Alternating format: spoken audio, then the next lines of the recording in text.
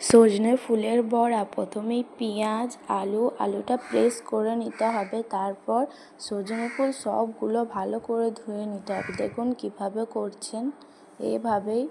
আর একটি পাত্রে রেখে সামান্য জল দিয়ে 5 মিনিটের মতো ফুটিয়ে নিতে হবে। দেখুন কিভাবে ফুটছেন, ততক্ষণ ব্যাটারটা বানাই। লঙ্কা কুচি, বেসন, আদা রসুন, হলুদ, জিরে, নুন, লঙ্কা, মিট মশলা সামান্য দিয়ে আর লঙ্কা কুচিটা দিয়ে ভালো করে মেখে নিতে হবে।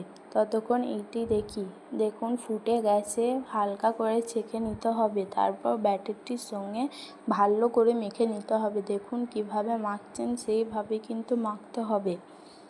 আর একটি কড়াতে সামান্য তেল দিয়ে 5 মিনিটের মতো ফুটিয়ে নিতে হবে। দেখুন এভাবেই। আর তারপর এইটি দিয়ে দিতে হবে। দেখুন কিভাবে দিচ্ছেন, এইভাবেই। এরকম লাল লাল করে আর ক্রিসপি করে ভাজতে হবে, এইভাবেই। দেখুন লাল লাগছে। এবার চলো খেয়ে দেখা যাক কত সুন্দর লাগছে, কত সুন্দর।